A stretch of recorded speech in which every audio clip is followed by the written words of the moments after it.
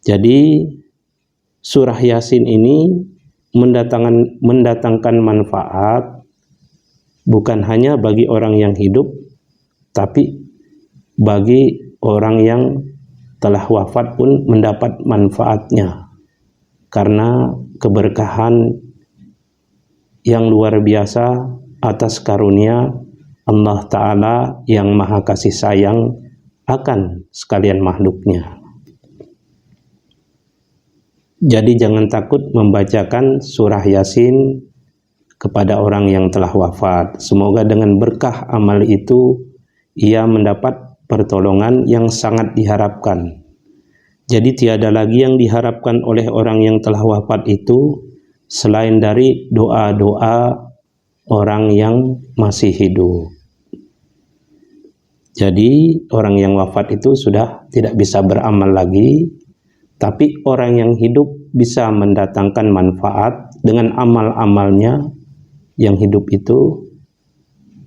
Maka yang orang wafat mendapat manfaat dari doa-doa itu, sebagaimana diisyaratkan baginda Rasulullah dalam fardu kifayah sholat jenazah. Di dalam itu ada doa. Di dalam sholat fardu kifayah itu yang disolatkan orang yang telah wafat. Artinya doa itu bermanfaat bagi orang yang telah wafat sampai pada orang yang telah wafat. Doa itu akan terhubung kepada orang yang wafat. Itulah rahmat Allah, karunia Allah yang sangat besar. Jadi jangan sampai mengatakan tidak sampai. Maka Allah itu mengatakan, aku sesuai anggapan hambaku. Jika hambaku tidak mengatakan tidak sampai, ya demikianlah keadaannya. Jadi jangan ragu, doakan orang yang wafat. Wa illa fatakunu fi ruhihi warahatihi ziyadah. Dan jika bukan, maka adanya hal itu, maksudnya pembacaan surah Yasin tadi, dalam ruhnya dan kenyamanannya dalam berbagai tambahan. Maksudnya jika orang yang wafat itu dibacakan surah Yasin, maka ruhnya akan merasa lapang, maka ia akan merasa tenang, maka ia akan merasa gembira. Jadi tetap mendapat manfaatnya. Orang yang mendapat siksa mendapat manfaatnya, diringankan siksanya. Orang yang tidak mendapat siksa tetap mendapat manfaatnya, akan diberi kegembiraan, kebahagiaan, dan kelapangan pada ruhnya. Li'annal qabra raudatun min riyadil jinan au hufratun min hufarin niran. Karena sesungguhnya kubur adalah satu taman dari taman-taman surga, atau satu jurang dari jurang-jurang neraka. Riyadil jinan ini maksudnya taman-taman surga. Hufarin niran maksudnya seumpama jurang-jurang neraka.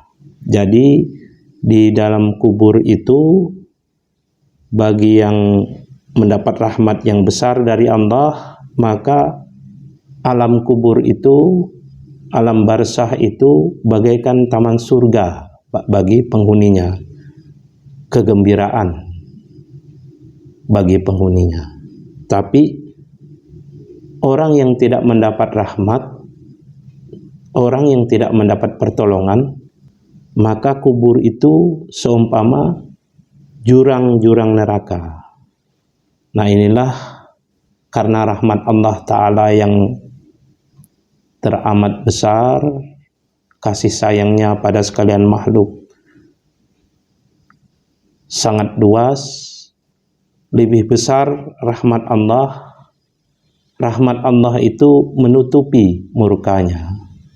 Maka dengan berkah surah Yasin ini, semoga orang yang dalam kuburnya bagai jurang-jurang neraka itu, min hufarin niran, dari jurang-jurang neraka, menjadi taman-taman surga.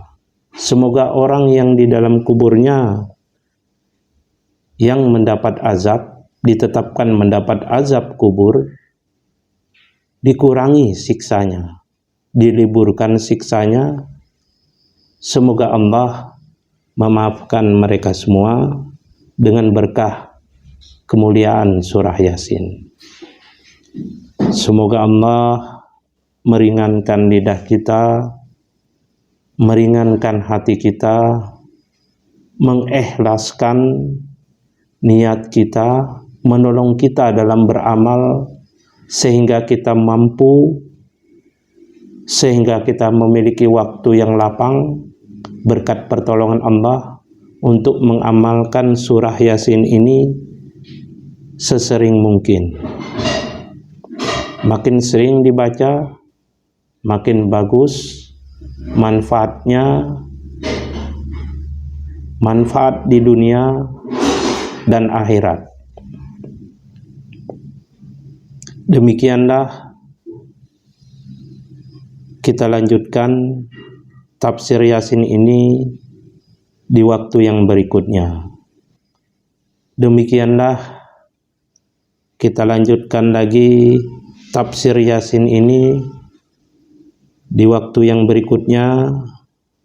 Semoga Allah merahmati kita semua, baik di dunia hingga di akhirat kelak. Wa sallallahu ala sayyidina Muhammadin nabiyil ummi wa ala alihi wa sahbihi wa barik wa sallam. Subhana rabbika rabbil izzati amma yasifun wa salamun alal mursalin walhamdulillahi rabbil alamin.